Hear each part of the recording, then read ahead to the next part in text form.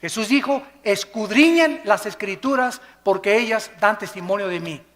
Cualquier persona que me diga que es cristiana y no lee la Biblia, no la medita, ni la estudia, su cristianismo es religioso. Pero no eres un hijo de Dios ni una hija de Dios. La iglesia cristiana tuvo sus raíces en el judaísmo. El Señor Jesucristo fue judío. Los primeros apóstoles fueron judíos. Las primeras iglesias fueron judías. Así como también en el antiguo pacto, lo que usaron los apóstoles, los que escribieron el Nuevo Testamento, todos ellos fueron instruidos en el Antiguo Testamento o en la Torá. Así que tenemos que las raíces del cristianismo se encuentran en el judaísmo. En Hechos capítulo 2 encontramos el primer retrato en la Biblia de lo que es una iglesia cristiana, actitudes que debemos de mantener nosotros también y conservar. Dice Hechos 2:42: y perseveraban en la doctrina de los apóstoles. O sea, los primeros cristianos del siglo I eran discípulos, no eran del domingo nada más, sino que entre semana tomaban estudios con los apóstoles, venían al diplomado, tomaban estudios entre semana, no eran personas de domingo nada más. Los cristianos de domingo nada más son los religiosos, pero no los cristianos. Los cristianos no se conforman con una palabra de Dios el domingo, anhelan, aman, tienen un hambre por la verdad, tienen una pasión que Dios ha encendido en sus corazones como un fuego inextinguible por conocer a Dios. Y si tú no tienes ese fuego que arde dentro de tu vida por conocer a Dios y conocer la verdad, estás muy lejos de llamarte cristiano. Dice la Biblia a continuación que también en la comunión unos con otros, se juntaban unos con otros, comían unos con otros, cenaban unos con otros. Si tú eres cristiano, tus mejores amigos son cristianos. Si tú eres cristiano y tus mejores amigos no son cristianos, no eres cristiano.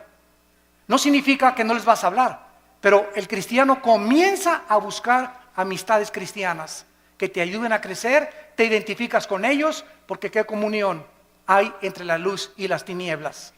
Entonces es imposible, ¿verdad?, que una persona que no camine con Cristo pueda identificarse con una persona que camina con Cristo, porque son intereses totalmente diferentes. Dice la Biblia, en el repartimiento del pan, o sea, en la Santa Cena y en las oraciones. Estas características eran importantes porque después de que se formó la iglesia, vino la persecución. El mundo dio a Cristo, el mundo crucificó a Cristo, el mundo también tendría que perseguir a los que siguieran a Cristo. Y no ha cambiado las cosas desde hace 20 siglos. Dice la Biblia en el capítulo 7 de los Hechos, versículo 54 al 60. Oyendo estas cosas, se enfurecían en sus corazones y crujían los dientes contra él. Pero Esteban, lleno del Espíritu Santo, puesto los ojos en el cielo, vio la gloria de Dios y a Jesús que estaba a la diestra de Dios, y dijo: he aquí veo los cielos abiertos y al Hijo del Hombre que está a la diestra de Dios. Entonces ellos, o sea, los religiosos, dando grandes voces, se taparon los oídos y arremetieron con él. Versículo 59, y apedreaban a Esteban mientras él invocaba y decía: Señor Jesús, recibe mi espíritu. Y puesto de rodillas clamó a voz: no les tomes en cuenta este pecado, Señor. Y habiendo dicho esto, durmió. Porque de acuerdo a la Biblia, los cristianos no morimos en el sentido de que nuestra existencia cesa. Cuando un cristiano se muere, pasa a otra dimensión. Pasamos a otro plano de descanso eterno de nuestra alma. No dejamos de existir porque somos eternos, porque tenemos al Espíritu de Dios viviendo dentro de nuestra vida. La persecución arreció contra los cristianos. Primero vinieron las advertencias, les prohibimos que prohíban este evangelio. Después los torturaron, comenzaron los azotes y después la muerte. El primer mártir, lo acabamos de leer, se llamó Esteban. La persecución oficial contra la iglesia cristiana comenzó en el año 64 después de Cristo por el emperador romano Nerón. Duró 6 días y 7 noches. Nerón asesinó a 2 millones de cristianos. Ellos fueron quemados en los parques públicos, los echaban a perros rabiosos, los metían a un coliseo donde abrían la puerta a los leones, a los tigres, a las hienas, a perros rabiosos, para que ahí se los comieran y los deshicieran. Y desde ahí en el Coliseo Romano los cristianos, cuando Nerón estaba desde su trono mirando todo, les gritaba: ¿por qué ustedes no me reconocen que yo soy Dios? Y decían los cristianos: solo hay un Dios, el Dios y Padre de nuestro Señor Jesucristo. Y los cristianos del siglo I veían cómo venía el león y le arrancaba a su hijo de 5 años la cabeza enfrente de ellos. ¿Qué harías tú? Y venía el tigre y despedazaba a tu esposa. Y después venían contra ti las fieras. ¿Saben una cosa? Estaban tan llenos del Espíritu Santo que ellos sabían: ok, llega y le arranca el león la cabeza a mi hijo. ¿Cuánto va a sufrir mi hijo? 30 segundos máximo. ¿Cuánto sufrimos cuando llega el león y nos clava aquí sus dientes en la yugular y comenzamos a desangrarnos? 45 segundos. Pero después de 30, 45 segundos, Cristo estaría esperándolos en la gloria. Cristo estaba esperándolos. La resurrección de Cristo, el hecho de que supieran que Cristo había resucitado de los muertos, fue lo que les impulsó y lo que les llenó de ánimo y de valor para enfrentarse a la muerte. Y dice en Apocalipsis 12 que le hemos vencido porque menospreciamos nuestras vidas hasta la muerte. Para el cristiano el morir es Cristo y el morir es ganancia. Podemos vivir para Cristo, pero cuando morimos, ¿qué es lo máximo que nos puede pasar? Nos está esperando la gloria por causa de que hemos sido fieles a Dios. Pero los cristianos del siglo XXI, ya no voy a la iglesia porque doña Chencha me hizo caras y me hizo fuchi. Ya no voy a la iglesia porque esta no tiene aire acondicionado. Ya no voy a la iglesia. Los cristianos del siglo XXI parece que fueron hechos de mermelada McCormick. Duermen en camas de seda, carros con aire acondicionado, casas con calefacción. Y ahora, como lo vamos a ver más adelante, ahora hasta los predicadores del siglo XX piden ya hospedarse en hoteles 5 estrellas, a que los reciba una limusina en el aeropuerto y que les den $500 la noche. Y los cristianos del siglo I, el ejemplo que nos dejaron Pablo en caballo, en azotes, en persecuciones, en trampas. Vean la Biblia, estos eran los cristianos que marcaron y pavimentaron el camino para la iglesia que somos nosotros. Pero nos hemos tan mal acostumbrado, estamos tan consentidos los cristianos del siglo XXI que ya se nos ha olvidado que no solamente fuimos llamados a creer en Cristo, sino que fuimos llamados a sufrir por Cristo también. Dice la Biblia que después de la persecución fueron esparcidos por todos lados y el evangelio comenzó a expandirse a Europa, a África del Norte y al Medio Oriente. Después se murieron los apóstoles y surgieron los padres de la iglesia, que se llamó los padres apostólicos en el siglo II y III después de Cristo. Se caracterizaron por comenzar a ser discípulos. Los apologistas defendieron la fe, los polemistas defendieron las herejías y los teólogos estudiaban la teología para acabar con las herejías que estaban entrando al cristianismo. Ahorita en el cristianismo, en el siglo XXI, yo que estoy viajando por todo el mundo ahora, me doy cuenta la condición tan patética, tan lastimera y tan triste en la que viven la mayoría de los cristianos. Se comen todo, lo creen todo, hemos llegado a abandonar la Biblia. Si un predicador es famoso le creen, pero ya no estudian la Biblia y ya no hay defensores de la fe, ni personas que tengan el celo de Dios de poder defender la palabra con su propia vida. Vino entonces después la famosa conversión en el año 337 después de Cristo de un emperador que se llamó Constantino. Escuchen, pasaron 3 siglos y no había papas. Pasaron 350 años sin tal cosa como que Pedro fue el primer papa. Si Pedro fue el primer papa, por favor, Virgen de los Remedios, ¿quién fue el segundo papa? ¿Quién fue el tercer papa? Pasaron 350 años sin que hubiera tal papado. El emperador Constantino nombró al obispo de Alejandría y de Constantinopla pontífice. La palabra pontífex en el latín significa constructor de puentes, porque el pontífice comenzó a enseñar que él era el puente entre Dios y los hombres, no Jesucristo, sino ese hombre a quien el emperador romano lo nombró. Y después lo nombró vicario de Cristo, vicarius Dei Filii en latín, que significa representante de Cristo en la tierra. Bueno, el emperador romano, Constantino, iba el 27 de octubre del año 330 más o menos a Milvain en una batalla, y en el cielo vio una cruz. Él dice que vio una cruz que le dijo, signos vincitoris crucifix, bajo este signo vencerás. Constantino cesa la persecución del Imperio Romano contra los cristianos, ya no los persiguen a los cristianos, y él absorbe el cristianismo constantino como la religión oficial del Imperio Romano. Y desde Constantino a nuestros días, los cristianos son por herencia y por tradición y no porque han nacido de nuevo. Mi mamá fue católica, yo soy católico. Mi papá es budista, yo soy budista. Y así los padres heredan la religión sin que los hijos se hayan convertido a Cristo verdaderamente. Quiero decirles que Teodosio en el año 395 hizo oficial el decreto y ahora los cristianos, todos absolutamente, por ser hijos de padres cristianos, eran cristianos también. Vinieron después, en el siglo 9 y 10, en el año 1095, las cruzadas. El Vaticano, para recobrar la Tierra Santa de los musulmanes, ordenó 7 cruzadas en total. El papado apareció por primera vez hasta el siglo VI. 600 años pasaron sin que hubiera un jefe representante de todos los cristianos en el mundo. Alcanzó su cenit el papado en el siglo XIII y desde entonces hasta el siglo XVIII ha comenzado a menguar la influencia de Roma sobre el pueblo. La palabra papa significa pater en el latín, que fue aplicada a los padres de la iglesia. En el año 500 después de Cristo comenzó a limitarse al obispo de Roma nada más y después se convirtió en el papa o en el jefe de todo el Sacro Imperio Romano. Durante 500 años, repito, no hubo papas.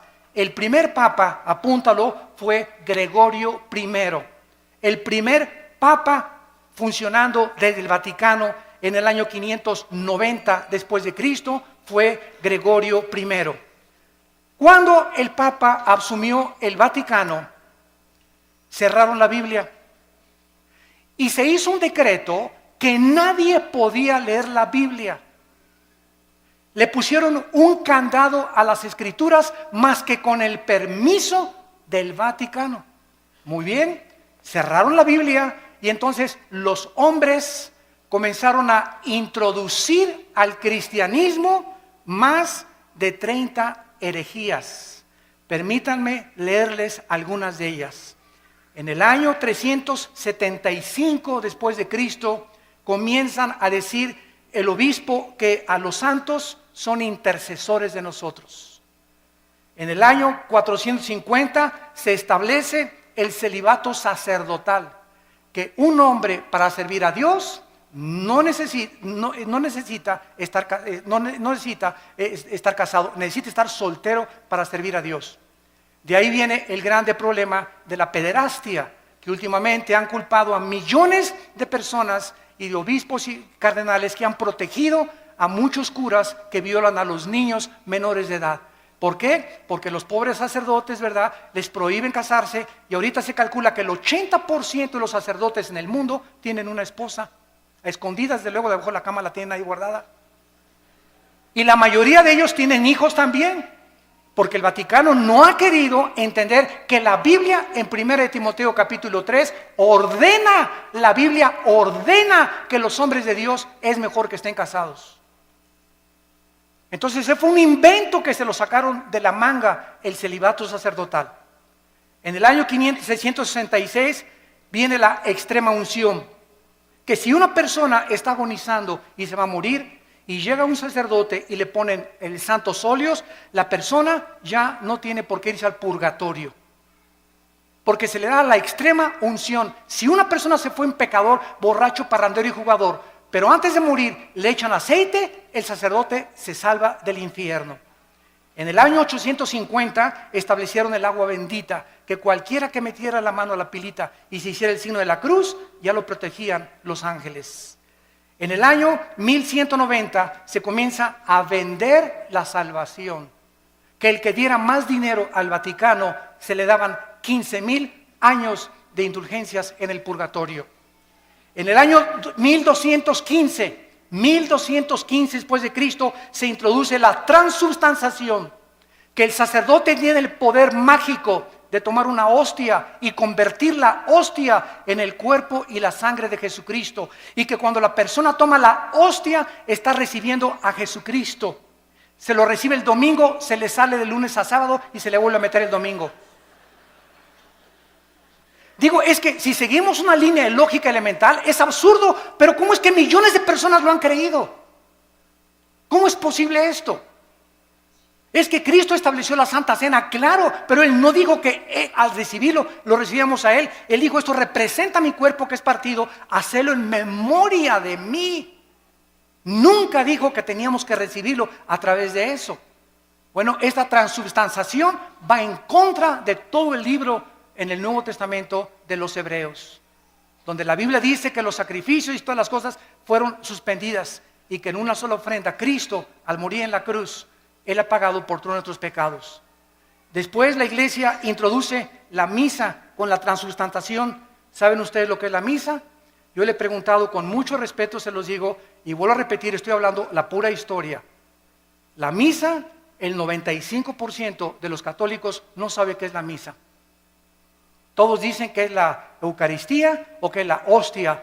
De acuerdo al Segundo Concilio de Trento, apúntalo, el Segundo Concilio de Trento estableció la misa es la repetición del sacrificio de Cristo por los vivos y por los muertos. Cuando el padre entra al altar, levanta la hostia, y yo me acuerdo cuando yo fui acólito, me acuerdo todavía del latín, el padre dice, me introduzco al altar Dei, adeum qualifica juventutes meam, quera mis pea, quera mi idea, quera mi repulistis. Me introduzco al altar de Dios a ofrecer el sacrificio por los vivos y los muertos. En otras palabras, lo que Cristo hizo en la cruz, se lo brincan. Y están matando a Cristo, volviendo a repetir el sacrificio de Cristo por los vivos y por los muertos. Esto es lo que es la misa. Por eso a los cristianos se nos prohíbe en Efesios 5, en 2 Corintios capítulo 6, que no hay comunión entre la luz y las tinieblas. No podemos los cristianos participar de un rito donde están ofendiendo lo que hizo Cristo en la cruz del Calvario. En el año 1303 se declara la peor de las herejías, que fuera de Roma no hay salvación. Que es la iglesia la que salva, no Cristo. La iglesia romana es la única que puede salvar. 1546 se agregan a la Biblia los libros apócrifos, que son más de 11 libros que no fueron aceptados como el canon de los padres apostólicos. En 1860 se declara la infalibilidad papal. ¿Qué significa? Que el Papa no puede cometer errores al hablar ni al dar una encíclica. Lo que el Papa dice es Dios hablando. En 1860 se decretó que la misa, fíjense ustedes, que el Papa es infalible, que no puede equivocarse. Muy bien, pasan aproximadamente como un siglo, 1960 y 61, y el Papa Juan XXIII, un Papa gordito, a mí me caía muy bien porque era muy honesto. El Papa Juan XXIII, por primera vez desde el año 350 después de Cristo, por primera vez en la historia, el Papa Juan XXIII, en 1961, abre la Biblia. Y comienza a leer y comienza a decir, ah caray, ah Chihuahua, cuánto apache. Dios mío, pero ¿qué es esto? Dios mío, pero ¿qué es esto? Dios mío, pero este libro lo hemos abandonado. Y entonces el Papa Juan XXIII manda quitar la misa en latín. Y ya no se da en latín la misa. Ustedes que son de los 50 o que eran niños en aquella época se acordarán que entrábamos a la misa y era en latín. Ahora es en cualquier lado. El Papa Juan XXIII manda quitar las imágenes de las iglesias. Porque Él se da cuenta que los santos no merecen nuestra adoración. ¿Cómo nos vamos a hincar delante de una estatua? Y manda quitar las estatuas de todas las iglesias. Hay muchas que los siguen todavía llevando porque son iglesias muy radicales. Pero el 80% de las iglesias católicas en el mundo ya no tienen imágenes más que de María de vez en cuando. El Papa se declara infalible. En 1634 se promulga que solo el Papa puede decir quién es santo y quién no es santo en la famosa canonización. Que si una persona se muere, el Vaticano investiga si esa persona nunca rompió un plato. O si esa persona hizo un milagro, para que se le pueda decir que es santo. Si tú lees el Nuevo Testamento, y les digo a todos mis hermanos católicos en el mundo que nos escuchan, que son verdaderamente cristianos, todas las epístolas a los Corintios, a los Efesios, a Filipenses, a Colosenses, a Tesalonicenses, comienza Pablo a los santos de Corinto, a los santos de Filipo, a los santos de Efeso. La Biblia nos declara santos en vida, no después de muertos. ¿Por qué? Porque la palabra santo no significa que seamos buenos. La palabra agios en el griego, que se tradujo santo, significa apartados para el servicio de Dios. De buenos no tenemos nada más que a Jesús dentro de nosotros, porque somos unidos dentro de maldad. Y por eso no podemos confiar en la maldad tan grande que tenemos dentro todos nosotros. Lo único bueno que existe en nosotros es la vida de Jesús. Por eso el Espíritu Santo quiere que dejemos vivir a Cristo y morir nosotros a la carne y crucificar nuestras pasiones y deseos para que la vida de Jesús se pueda manifestar a través de nuestra carne mortal. Esa es la vida cristiana, dejar vivir a Jesús mi vida. No ya yo, sino Cristo vive en mí. Y lo que vivo ahora en la carne, lo vivo en la fe por el Hijo de Dios. En el año 2000, que nos toca a todos nosotros, el Papa Juan Pablo II declara a María corredentora junto a Cristo de nuestra salvación. No solamente Cristo murió por nuestros pecados, María también. Los cristianos, déjenme decirles, respetamos a la Virgen María, más que cualquier católico. Los católicos le han dicho de los remedios, de los lagos, de Zapopan, de la Macarena, de los remedios, y le han puesto nombres de Guadalupe, y la Virgen no se llama Lupita, ni se llama de Zapopan, la Virgen se llama María. Y nosotros la respetamos como la madre de Jesús y como una mujer increíblemente humilde. Pero ella no murió por sus pecados. Ella en Lucas capítulo 2, y esto está en las Biblias católicas, dice: me regocijo en Jesús mi Salvador. María le llama a su hijo su Salvador. ¿Cómo es posible que podamos creer que ella también está pagando por ella no fue crucificada? Es Cristo el único que merece la gloria, el Hijo de Dios. Ante estas barbaridades y estas herejías, que la mayor parte de las personas están ciegas, solamente cuando se nos caen las vendas y leemos la Biblia, nos damos cuenta que tenemos que escoger a quién le hacemos caso, a la Biblia o a los hombres, a los que nos enseñaron estas barbaridades sin tener apoyo en la Biblia, o le hacemos caso a la palabra de Dios. En Gálatas 1, del 6 al 8, dice la Biblia que si alguien anuncia otro evangelio, o si alguien predica otra verdad que la que no está en la Biblia, queda bajo maldición. En 1 Timoteo capítulo 6, del 3 al 5 dice: si alguno enseña otra cosa y no se resume solamente y conforma a las palabras sanas de Jesucristo, nada sabe, está envanecido, delira acerca de cuestiones, contiendas donde nacen envidias, pleitos, disputas de hombres necios, pervertidos, que han desechado la verdad de Jesucristo. La Biblia es la única guía, la única lámpara, la única luz que nosotros podemos tener. Sea la Biblia veraz, sean los hombres mentirosos. Después de esto vino la famosa Inquisición, que fue el colmo de Roma. Las matanzas y masacres contra todos los que se decían cristianos, los que no se sujetaban a Roma y al Vaticano, los que leían sin permiso la Biblia, como a miles de judíos y enemigos en 1198 después de Cristo. En el año 1198 después de Cristo, el Papa Inocencio III, apúntalo, Inocencio III ordena asesinar y exterminar a todos los que no le obedecían a él y no a la Biblia. Se confiscaban los bienes de las personas, los bienes materiales de las víctimas, los cuales pasaron a ser propiedad del Vaticano. Francia, España, Italia y Alemania y los Países Bajos sufrieron los errores en el nombre de Dios. Se comenzó a matar a la gente en el nombre de Dios. La religión, no el cristianismo. Por eso comenzamos poniendo las bases.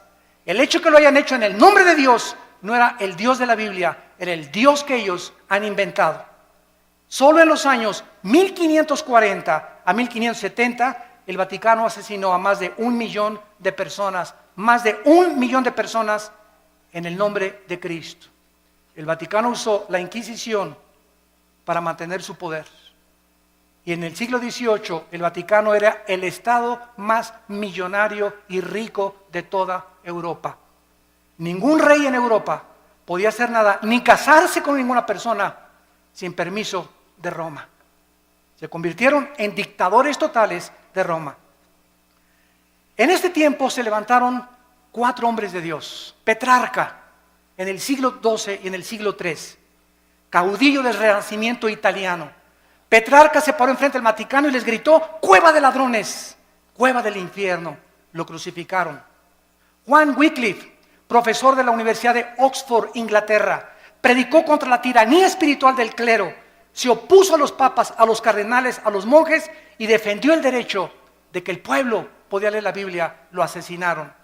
Juan Hus, rector de la Universidad de Praga, discípulo de Wycliffe, predicador intrépido, ataca los vicios del clero y el estado corrompido del Vaticano, condenó la venta de la salvación, de las indulgencias, rechazó la enseñanza del purgatorio que no está en la Biblia, fue quemado vivo, y los que seguían a Hus los condenaron a muerte en la hoguera por órdenes del Vaticano. Giacomo Savonarola, originario de Florencia, Italia, denunciaba como un profeta hebreo el sensualismo, los vicios y los pecados del Vaticano, porque a los 12 años de edad comenzaron a nombrar papas. Había papas que tenían 12 años de edad, eran niños y los hicieron papas y nombraron a más del 45% homosexuales. Jefes de la iglesia y representantes de Dios en el mundo. Giacomo Savonarola quiso acercarse al Papa Alejandro VI, apúntalo, el Papa Alejandro VI le dice a Giacomo Savonarola: te ofrezco hacerte cardenal si te callas la boca. Él dijo: no me callo. Lo ahorcaron y lo quemaron en la Plaza Mayor de Florencia, 19 años antes que Martín Lutero publicara sus 95 tesis en la Catedral de Wittenberg, Alemania. Y así llegamos al año 1550, 1546-50, cuando un monje llamado Martín Lutero vivía en Alemania y quería ser monje, un hombre sincero. Y pasó por Alemania un hombre llamado Juan Tetzel. Y Lutero oyó desde el convento donde él estaba recluido que este hombre que envió el Vaticano traía una caja y pasó por todas las calles de Berlín y por todas las calles de Alemania anunciando: en el momento que ustedes pongan un chelín en la bolsa que traigo aquí en esta cajita, el Vaticano les va a quitar 5,000 años de purgatorio. Cuando Lutero oyó que el Vaticano estaba vendiendo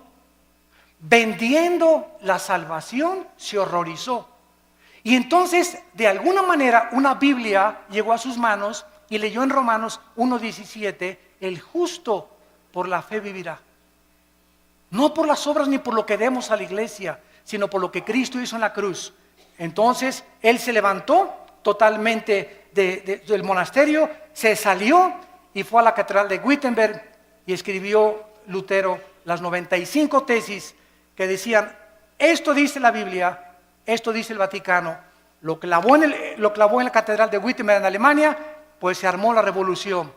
Agarraron las tesis, se las mandaron al Papa, y pues ya saben ustedes, ¿verdad?, que lo mandan llamar a Martín Lutero, y el Papa Sixto IV, en el año 1476, había iniciado la doctrina de que se podía comprar la salvación con dinero. ¿Se parece a la iglesia del siglo XXI? Al ratito llegamos para allá.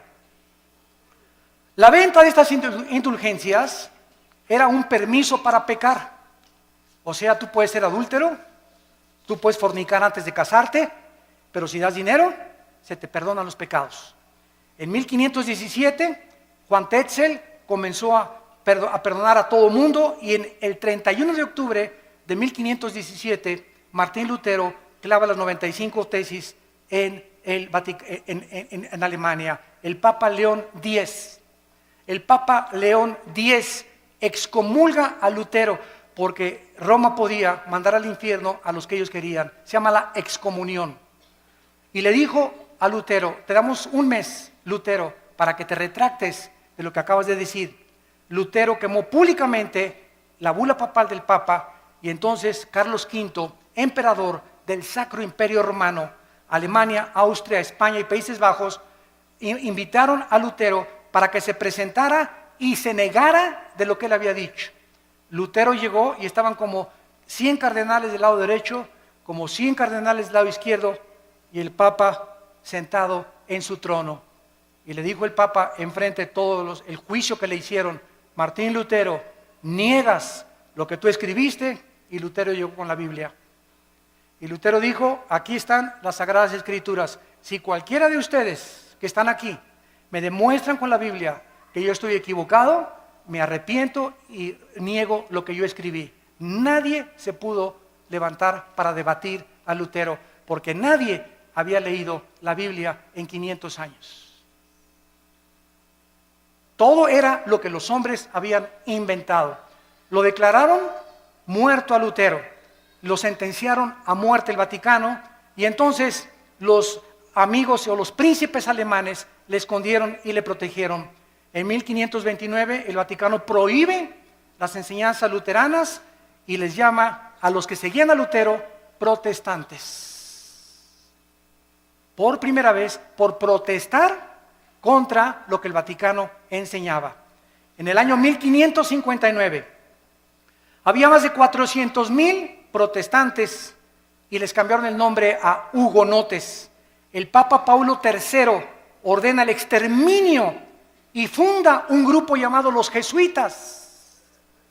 Los jesuitas, dirigidos por un hombre soldado llamado capitán del ejército Ignacio de Loyola, para que él tuviera la autoridad del Vaticano con el ejército de los jesuitas de matar a todos los que leyeran la Biblia. Ir de casa en casa, y el que tuviera una Biblia, los jesuitas lo asesinaban y le quitaban la vida. Catalina de Médicis, madre del rey, ordenó matar el 24 de agosto de 1572 a más de 700,000 cristianos en un solo día.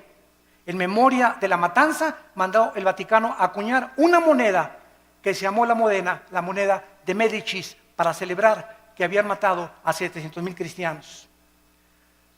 Bueno, en 1607 viene toda la persecución en Europa. ¿Y qué hacen los cristianos en Europa? Se van a Inglaterra, huyendo del Vaticano, y agarran barcos, y entonces los cristianos comienzan a navegar y llegan a Estados Unidos.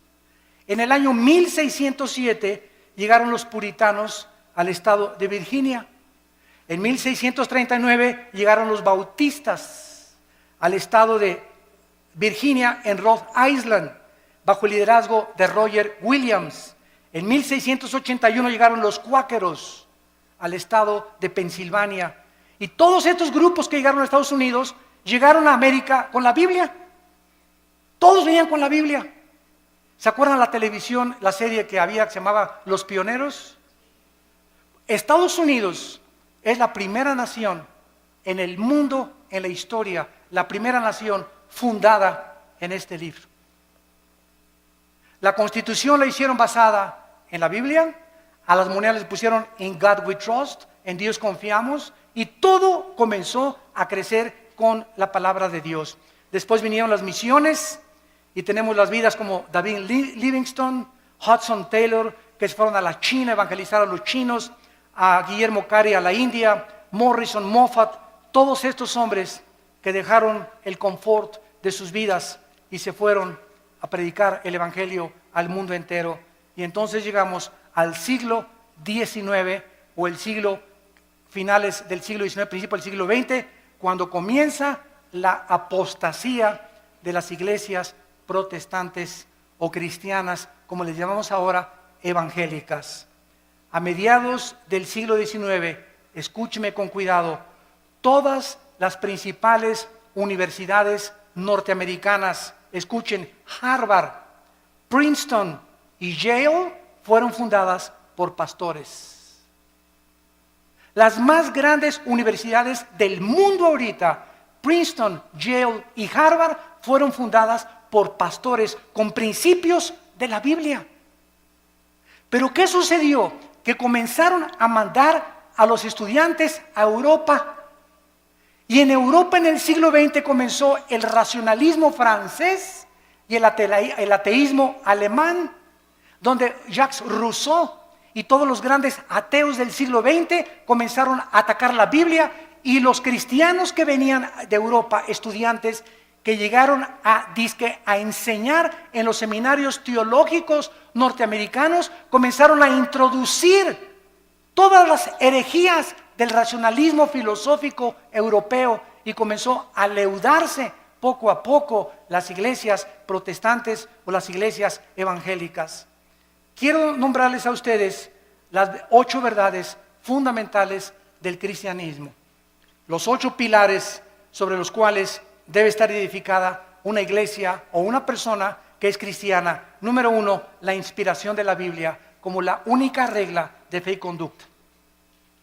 Solo la Biblia es nuestra regla de fe y conducta, no la Biblia más los sacramentos, la Biblia más la perla de gran precio, como los mormones, la Biblia más doctrinas y convenios de los mormones, la Biblia más las enseñanzas de la atalaya, como los testigos de Jehová. Todas las sectas se caracterizan por la Biblia más otra cosa.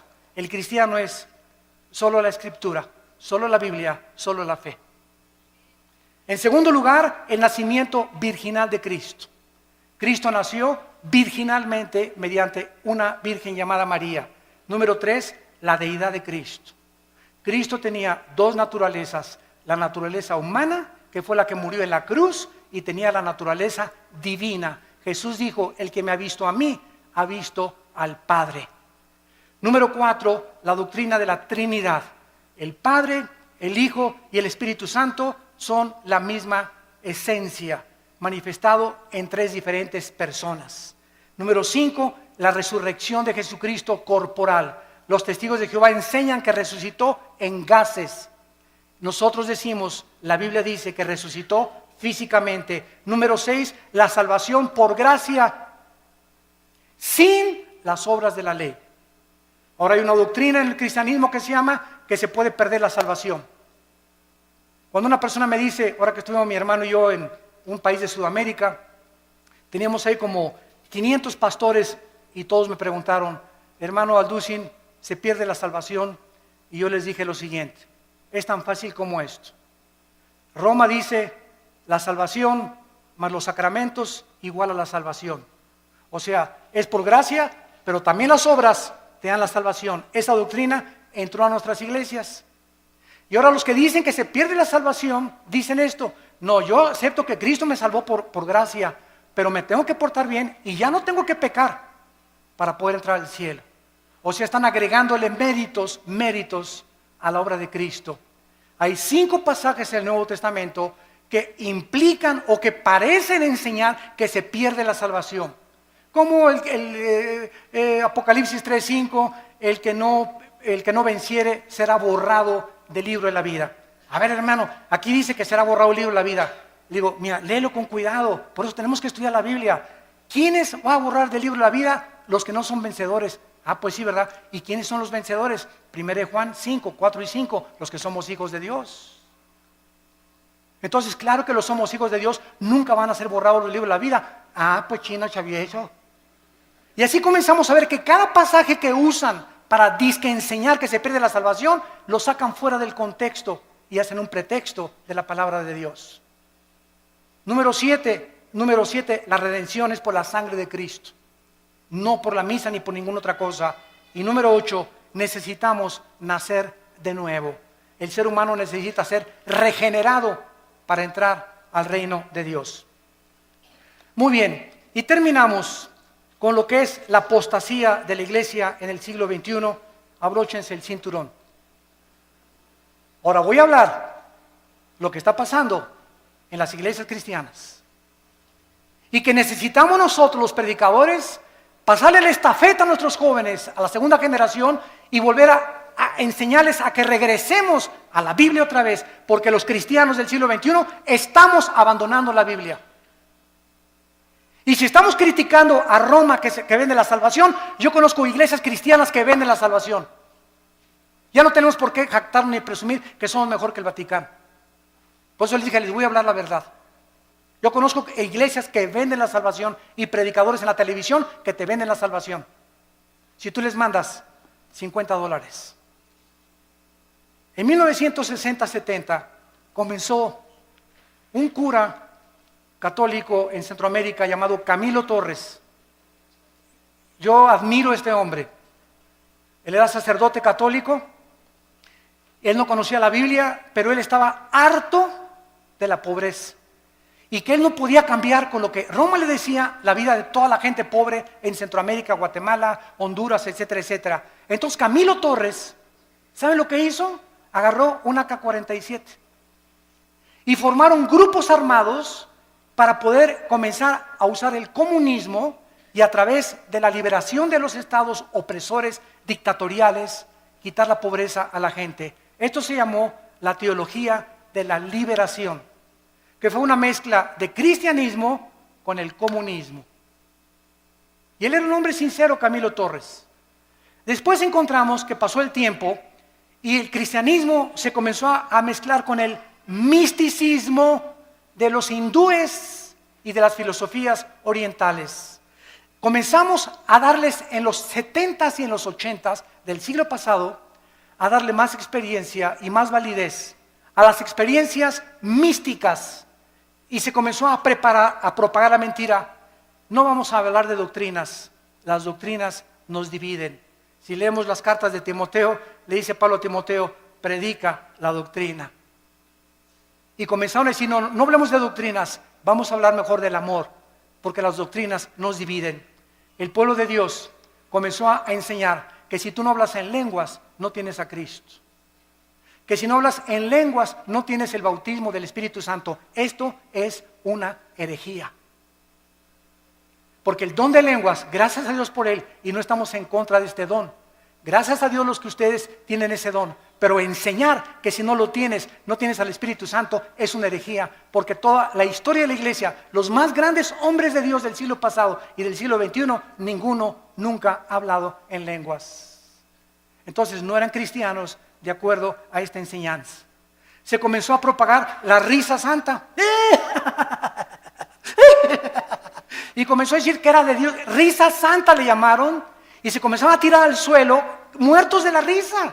Y comenzaron a filmarlos todos los enemigos del evangelio. Y comenzaron ya en el suelo a ladrar como perros. Comenzaron a ladrar como animales. Después vino el vómito santo.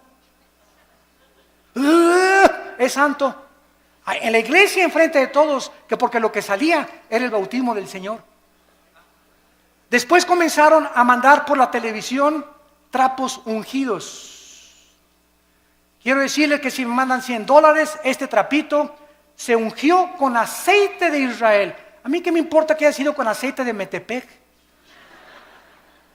El aceite del Antiguo Testamento no era el santo, representaba la unción. No había nada del aceite que fuera santo, era el símbolo que representaba nada más. Y ahora la gente, porque este es aceite de Jerusalén, ya tiene más validez que el aceite olivo o que el aceite que hacen en cualquier otro lado. y comenzaron a ungir trapos, pero el predicador era famoso, y como yo soy famoso, te mando el trapito, mándame $50 y lo pones bajo tu almohada y te quita el dolor de cabeza. O te va a proteger de los demonios. O si me mandas $100, alejaré las maldiciones de tu casa. O si haces un pacto conmigo, tu hijo se va a aliviar y tu esposo va a regresar que te abandonó. Todas estas son herejías, son blasfemias de la palabra de Dios, que tenemos que combatirlas, aunque nos cueste, como lo hemos dicho antes, nuestras propias vidas, nuestros propios intereses. Yo se los digo, a mí me han prohibido tantas cosas y tantas iglesias y tantos países la entrada. El hermano, yo tengo ya mi foto en casi todos los países, como persona no grata a las iglesias carismáticas, porque tienen miedo de que hablemos la verdad, por las barbaridades en las que se han metido. También se ha comenzado a enseñar, aparte de las lenguas, la risa santa, el vómito santo, contorsiones, y comenzaron las apariciones hace 10 años, que estaba cayendo del cielo oro y piedras preciosas. Polvito santo del cielo, está cayendo oro. Hermano, míreme las manos, es diamantina, menso. Alguien se juntó cuánto el ventilador y puso diamantina, burro. Me está cayendo oro del cielo. ¿Quién puede imaginarse que Dios le va a interesar mandarnos oro del cielo? Dice Proverbios, busque la sabiduría más que las piedras preciosas. Increíble. Dios me parchó la muela y tengo ya un tapón de oro, hermano. A Dios te pone una muela nueva, menso. No te pone un parche ni te la tapa. Dios hace las cosas nuevas totalmente. Todas estas cosas han entrado a la iglesia y el pueblo las ha aceptado por no conocer la palabra de Dios. Y luego también en las reuniones. Y voy a iglesias y yo les digo a mis pastores, denle un zape en la cabeza atrás de esa persona.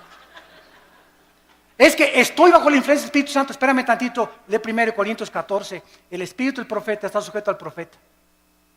Entonces, no hay tal cosa como que alguien pierde el control y comienza como alambre eléctrico así en la cabeza, ¿verdad? Que lo lleven al manicure.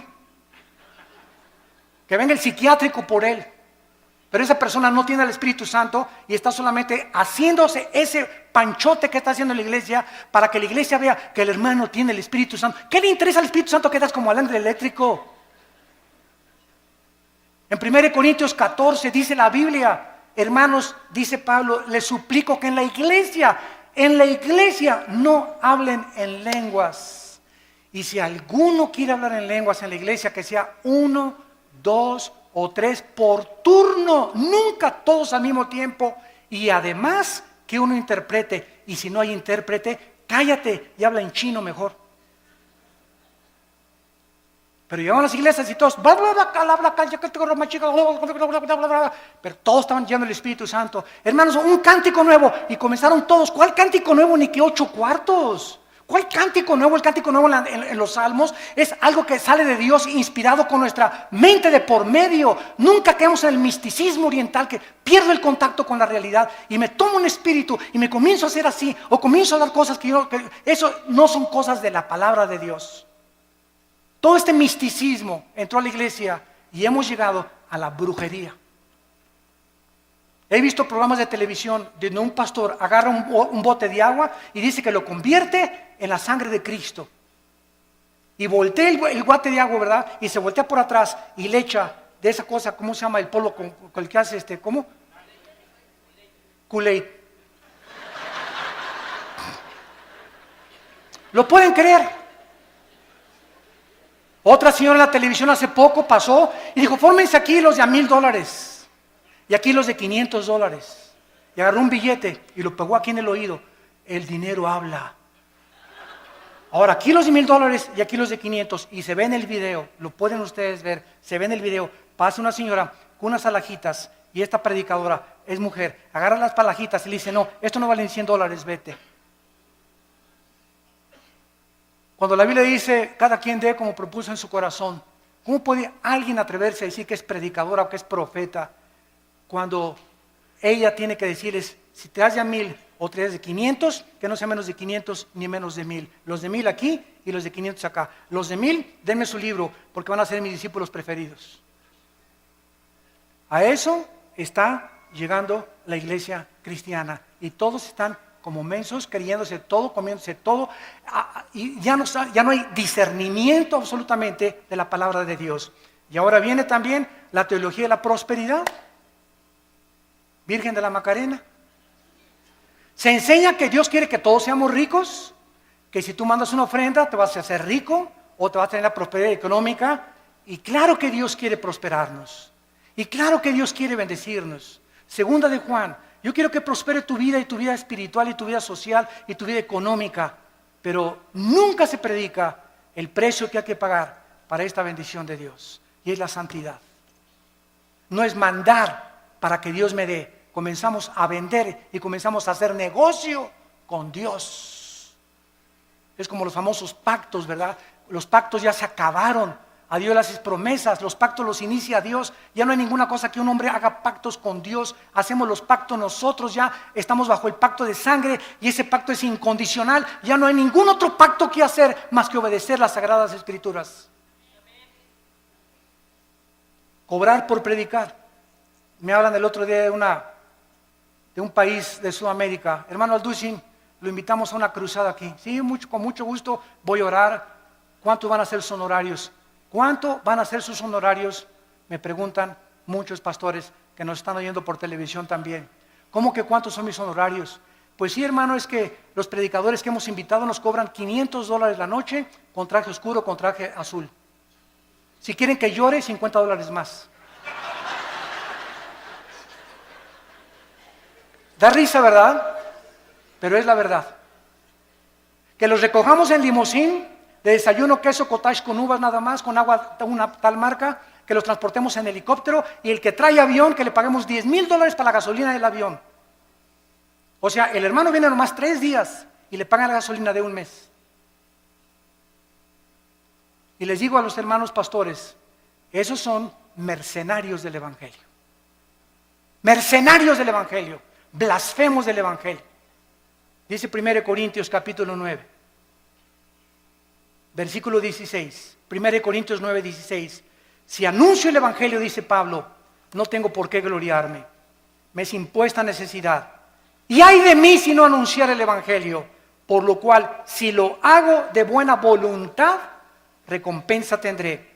Pero si de mala voluntad, la comisión me ha sido encomendada. ¿Cuál es mi galardón? Que predicando el Evangelio, presente gratuitamente el Evangelio de Cristo. ¿Qué me dicen los hermanos? Bueno, ¿qué nos pide entonces, hermano Alducin? Miren, pues págame el avión y un hotel, no importa si es una estrella. Ahora que fui a Guatemala estuve en un hotel, ¿verdad? De una estrella, creo que el ventilador casi me cae en la cabeza. Anduve 2 veces en burro y en caballo. No había ni en qué transportarme al estadio donde fue la cruzada de casi la mayoría de indígenas. Imagínense ustedes, ¿somos mejores que Cristo y que Pablo nosotros? ¿Qué pastores pirruration y qué nada? Exigir esas cosas, ¿cómo es posible? Que hemos llegado a ese grado. Nos hace llorar, nos hace hervir de enojo, con una ira santa contra la palabra de Dios. Lo que han hecho estos hombres y que están aceptándose como algo normal, porque lo peor de todo es que ya es algo normal. Se está aceptando igual ya, los músicos igual, $15,000 si quieren un concierto. Oiga, pues que nadie se pague la vez, pues junten dinero y que los mande su iglesia. Nunca el cantante o el predicador es un negocio, es un ministerio llamado por Dios. Yo les digo a los hermanos, páganme el avión y el hotel, si me quieren acostar en el suelo, una cama de piedra, una cama de piedra. ¿Por qué acepto la invitación? Porque oré y Dios me quiere mandar a ese país. Y ¿sabe una cosa? Si ustedes me quieren dar una ofrenda, dénmela. Y si no me quieren dar una ofrenda, no me la den, porque yo no voy por ustedes, yo dependo del Dios Altísimo que está en el cielo.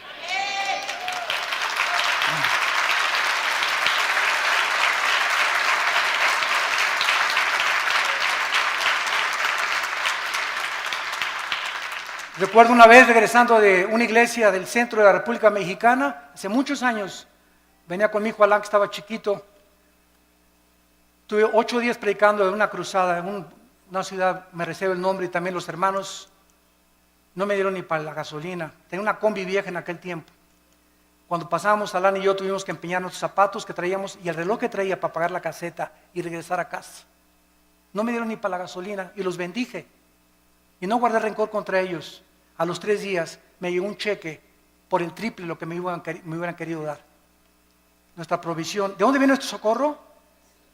¿De dónde? Acuérdate de eso. Acuérdense de eso, predicadores que me están escuchando. Nuestro socorro viene de arriba, no de los hombres, ni el aplauso de los hombres también. Y finalmente hemos llegado ya al final del siglo XXI.